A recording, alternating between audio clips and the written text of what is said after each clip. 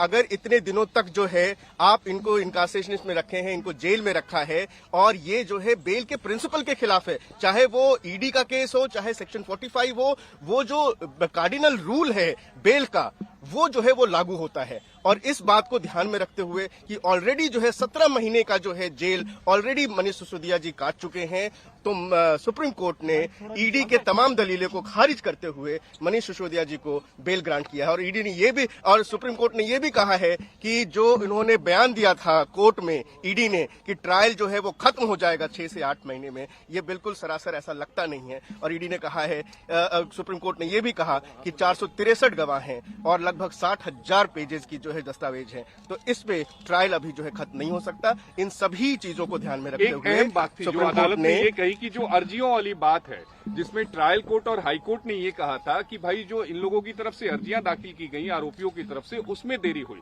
लेकिन supreme court ने कहा कि जो मनीष की तरफ से अर्जियां दाखिल की गई हैं 14 सीबीआई ईडी के मामले में, 13 सीबीआई के मामले में, वो पत्नी से मिलने फाइल पर साइन करने वाली है और मनीष की तरफ से कोई देरी नहीं की गई है ट्रायल शुरू करने में। ये ट्रायल कोर्ट के जो आदेश था कि अपीलेंट यानी कि मनीष सिसोदिया जी ने ट्रायल को डिले किया है, उसको खारिज किया सुप्रीम कोर्ट ने। ये कहा कि जो भी जो एप्लीकेशंस लगी हैं वो एप्लीकेशंस पर्टिनेंट थी, वो एप्लीकेशन जरूरी थी और तभी लगाई गई थी, ट्रायल को डिले करने के लिए नहीं लगाई गई थी। और ट्रायल कोर्ट का फाइंडिंग जो है उसको डिस्कार्ड किया है। और ये भी आज सुप्रीम कोर्ट ने एक बहुत अहम बात कही है कि बेल के मामले में ट्रायल कोर्ट को और हाई कोर्ट को थोड़ा सेंसिटिव होना चाहिए ताकि जो है सुप्रीम कोर्ट में इतनी सारी बेल पिटीशंस ना आए। ये भी मनीष सिसोदिया जी के बेल ऑर्डर में सुप्रीम कोर्ट ने ऑब्जर्व एक अहम सवाल ये भी कहा कोर्ट ने कि ट्रायल कोर्ट और निचली अदालत को ये समझना चाहिए कि जो बेल है वो नियम है और जो जेल है वो अपवाद है। इस बात को निचली अदालत और हाई कोर्ट दोनों ने अनदेखा किया। बिल्कुल, उन्होंने कहा है, सुप्रीम कोर्ट ने ये कहा कि जो कार्डिनल प्रिंसिपल ऑफ बेल है